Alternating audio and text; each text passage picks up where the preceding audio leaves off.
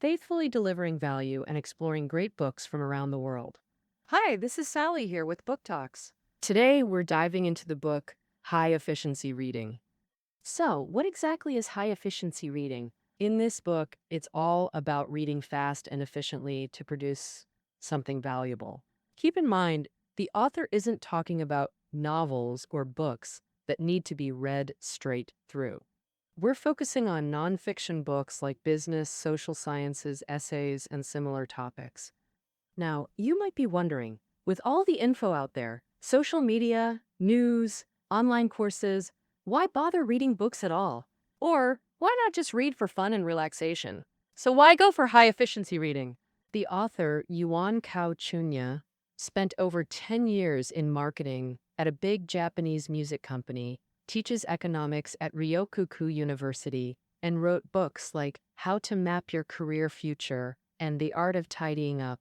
In this book, he tackles that question head on. In today's info-packed world, reading isn't just for fun anymore. Reading is more crucial now than it's ever been. First off, when you're creating content for blogs or forums, the knowledge from books turns into your output, giving you surprising advantages.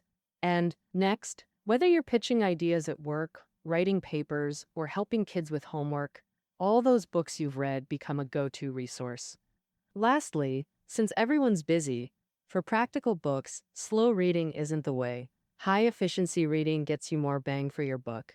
So, drawing from reading hundreds of books on reading techniques in his own life, the author breaks down high efficiency reading into three key areas. 1. Spark your interest in reading. 2. Set up a good reading space. 3. Sharpen your high efficiency reading skills. The starting point is getting interested in reading. Without that, it's all built on sand. But let's face it, with so much media at our fingertips, many folks haven't picked up a book since school, and others dread it, doubting they can finish one. Given this situation, how can people actually spark their interest in reading? The author provides 4 strategies to ignite reading interest for everyone. First is to lower the barriers to reading. For those not good at reading, the barriers are numerous, like books being too thick, too hard, or taking too long to finish, and so on. If you feel books are too thick, the author suggests starting with thin books by celebrities, especially well-known scholars. For someone not skilled at reading, even finishing a thin book brings a sense of accomplishment and builds confidence in their reading ability. Ah.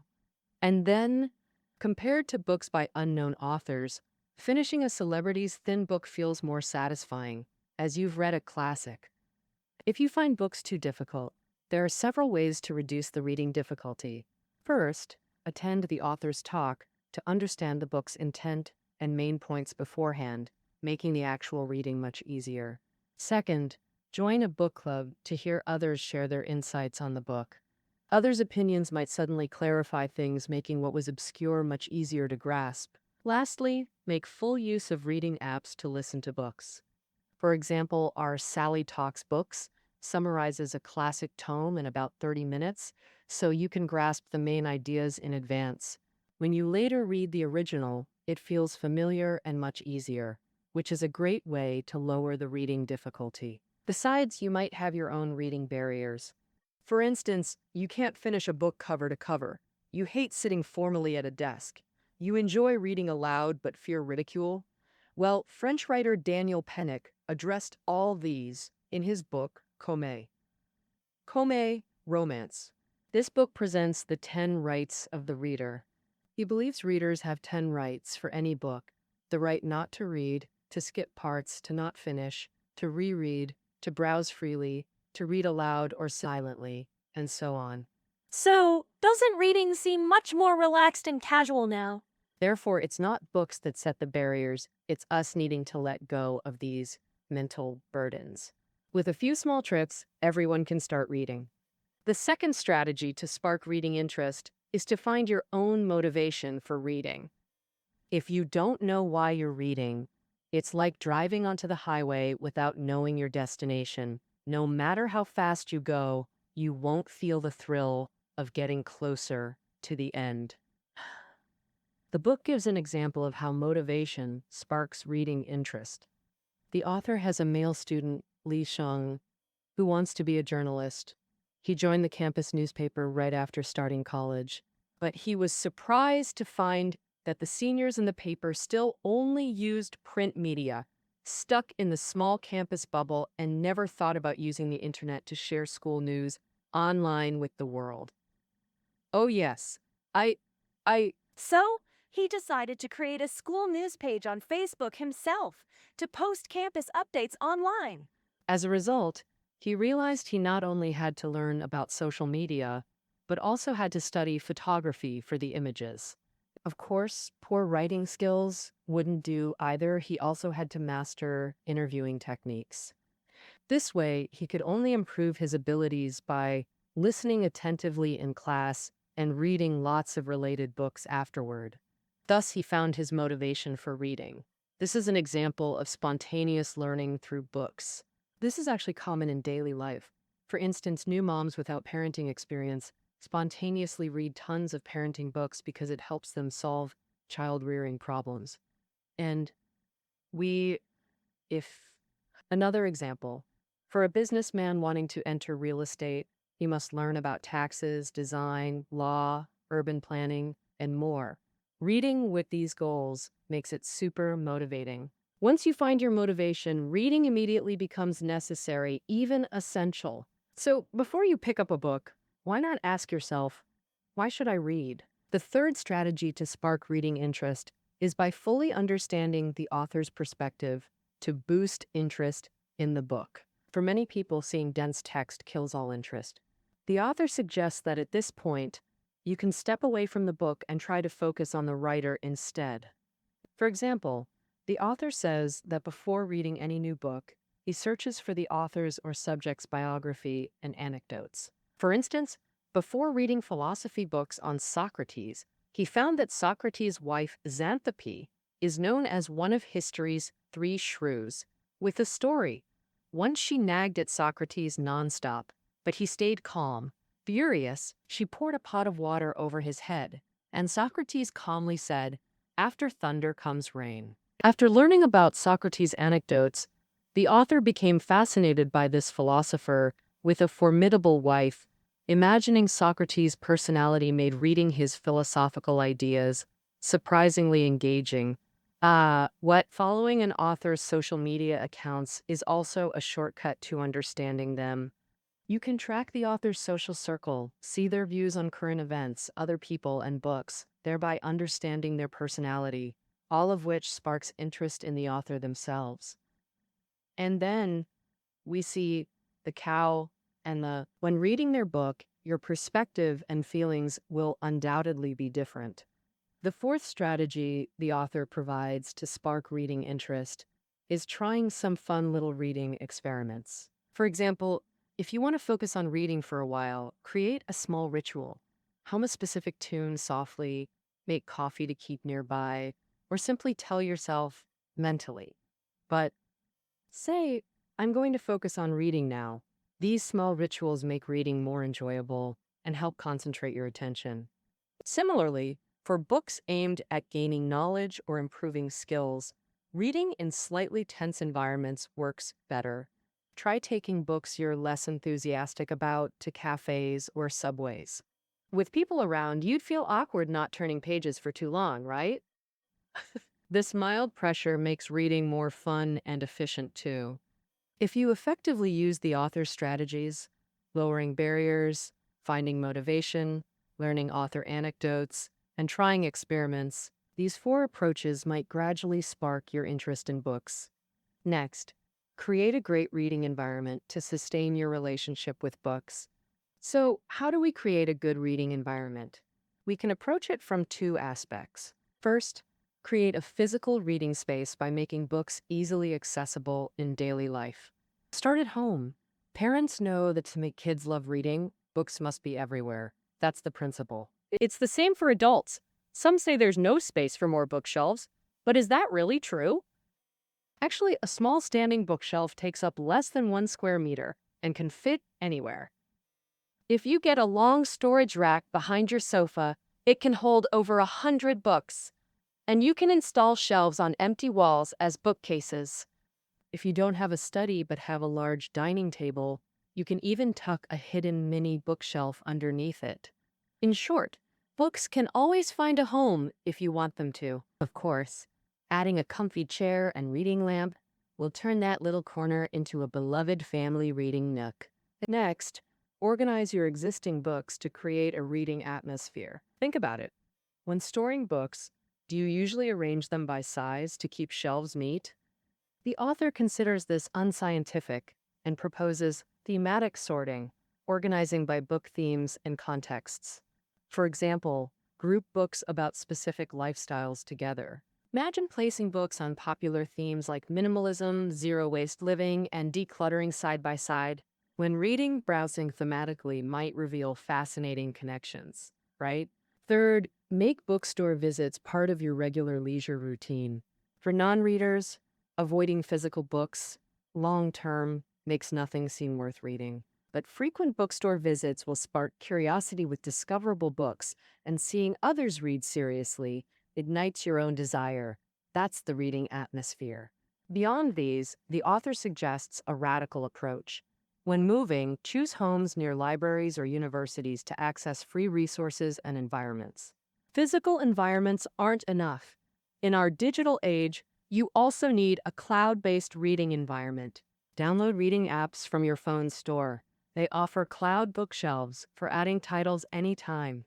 Cloud bookshelves will remind you anytime. On your phone, after finishing a book, you can easily mark it up, build your own cloud-based database, and jot down reviews or thoughts anytime. Plus, with the convenience of your phone's memo app, you can record any book titles that catch your eye, whether you're browsing in a bookstore, online, at a coworker's desk, or even on the subway. Or just add books you want to read to your favorite online bookstore's cart anytime, building your cloud-based wish list. That way, during big sales events, you can easily get discounts without buying extra stuff you don't need. Young people, if you like forums, join online book communities like Daoban groups or Zhihu groups to create a cloud-based reading atmosphere. In these communities, moderators often post topics like share a book that moved you most, or what's the most useful, popular psychology book you've read? From replies to such fun topics, you might discover great books you've never heard of and even find some like-minded reading buddies. So that's how to create a great reading environment, both physically and digitally. Now that you're interested in books and have set up a good reading space, it's time to sharpen your high-efficiency reading skills. Since it's high-efficiency reading, speed reading is essential. It'll definitely boost your reading effectiveness. So, how do you speed read a book? The author suggests a 3-step process. Step 1, read the table of contents. Reading the TOC means scanning it carefully to quickly grasp the whole book. While doing this, mark chapters you want to focus on for deeper reading later. The key is to imagine yourself as the book's author, constantly guessing their intentions and what they'd write.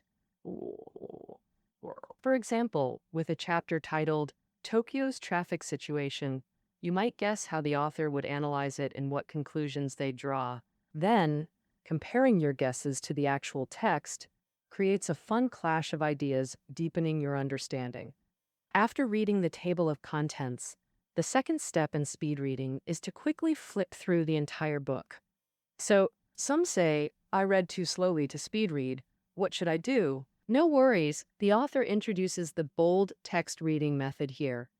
In Chinese editions, subtitles are usually printed in bold. Just reading these bold headings gives you the book's main ideas. If that's not enough, try rapidly reading the first and last paragraphs of each small section. Because most nonfiction books introduce each section's content in the opening paragraph, then summarize it in the final paragraph. So just reading these start or end parts lets you guess the middle content. When you find important sections, mark them with sticky notes for deeper reading later. Now it's, conversely, mark useless information to filter out and remind yourself. Then you won't waste time there. As you read, you might realize the book is boring. If so, the author says cut your losses. Don't force yourself to finish. Mark it and let it sleep on your shelf. Maybe you'll become interested later as you gain life experience. Step 3. Carefully read sections you marked interesting and areas around your sticky notes. When reading deeply, don't hesitate to write in the book.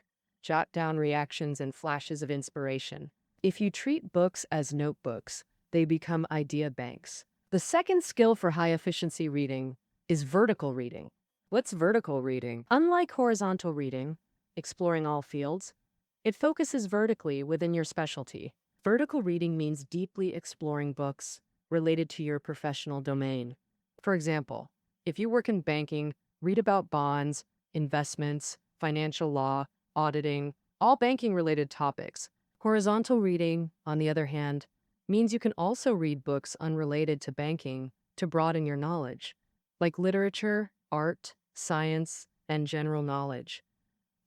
So why should high-efficiency reading include mastering vertical reading?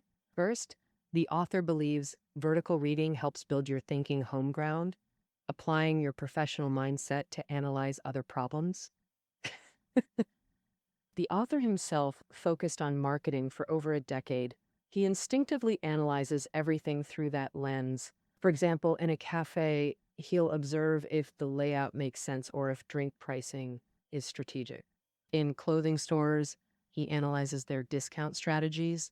Is the staff's customer service approach effective? Even with relationship issues, he'll examine if his marketing strategy toward his partner matches their needs or needs adjustment. How did the author develop this home ground thinking? Through reading tons of professional books on marketing, brand management, customer relations, advertising, and more. Over 10 plus years, high-efficiency vertical reading built this mindset, letting him retreat to his expertise to clarify thoughts and calmly face any challenge. Second, vertical reading most directly generates tangible output. For modern professionals, reading carries high time costs.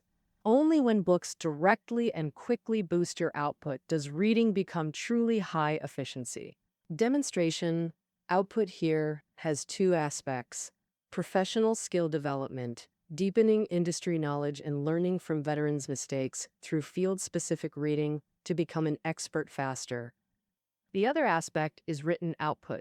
Whether work reports, presentations, professional Q&A online, or articles, vertical reading helps produce high-quality content, making you a respected professional. So how do you start vertical reading? First, find the right balance between vertical and horizontal reading. Actually, everyone prioritizes personal interests when choosing books. The author believes this approach leads to unbalanced reading nutrition. Book selection can reference Google's investment framework. Google allocates 70% of funds time to core services, 20% to adjacent areas, and 10% to new frontiers. Applying this to reading means invest 70% in vertical reading and 30% in horizontal reading. Achieving this ratio means you've mastered vertical reading. Next is learning to select the right books for it. The most effective method: observe what books top performers in your company are reading. Also, leverage recommendation features on book sites like Dalbon to discover relevant titles. Then finalize your vertical reading list for this phase. The third high-efficiency skill: dissect books to build your personal database. As mentioned earlier, output-focused reading requires dissecting content while building your knowledge base. This builds your unique knowledge system, creating distinctive value through output. First, let's discuss how to dissect books. Dissecting means cutting away the fluff and preserving the essence. Many highlight extensively during deep reading. But without purpose, everything becomes important, creating confusion. How to dissect scientifically? The author recommends 3 steps. First, define your objective. Before reading, ask, what's my goal for this book? Is it to present to colleagues, find parenting theories, or write a paper? Reading with purpose lets you target useful content like a surgeon, efficient and precise. Second step, establish your marking system. The key is creating your personal annotation language. For example, assign specific meanings to different colored pens or labels. Use red for author's lessons, blue for business critical content. Use yellow for great phrases or quotes. Keep it consistent. Circle people's names. Box place names. Once your annotation language is set, future you won't be confused when reviewing. No more wondering why you marked something. Third step, create an index. After marking useful content, learn to index these references. It's simple. Write your annotation key on the title page or blank space, like author lessons, great quotes. Then list page numbers next to each category to complete your index. Need information later? You'll find it instantly, massively boosting productivity. The author also suggests photocopying or photographing useful charts or layouts from books or magazines for future reference. After extracting valuable content through dissection, we face information overload. Should we really build personal databases? Is it worth it? Absolutely. The author visited renowned Japanese writer Kenryo Ketsu, known for travel economics books, and saw his database system with reading cards, diaries, and photos. Mr. Ketsu revealed 80% of his book content comes from this database. Students building, quote, databases can effortlessly enhance essays. Professionals creating specialized databases quickly reference materials for reports and problem solving. So how do you actually build your database? Busy moderns lack time for physical systems like index cards. Plus, paper is hard to search later. The author strongly recommends building cloud databases online. There are 2 quick methods. First, use cloud storage like Baidu NetDisk, Tencent, or Weiyun to create databases for reading notes and photos. Digitize highlights from your dissected books, quotes, magazine clippings, by typing, scanning, or photographing. Then organize them in cloud folders to build your database. The key is creating well-labeled folders and search criteria for different data types to manage everything efficiently later. The second method, build your database using personal blogs. Blogs let you upload photos, journal entries, and categorize content using tags for each post. Create personalized tags like reading notes, travel journals, project summaries. Manage them through tags and timelines. Find any information instantly, no matter how much time has passed. Apps like Evernote offer similar features. Choose based on your preferences. That covers the author's 3 high-efficiency reading techniques. Master speed reading, maintain vertical reading habits, and distill book Xinhua into your personal cloud database through dissection. Your reading efforts will then transform into valuable output. The knowledge system you build becomes your leverage for growth in work and life. All right, that's our exploration of high-efficiency reading. Find notes below the audio. See you next time.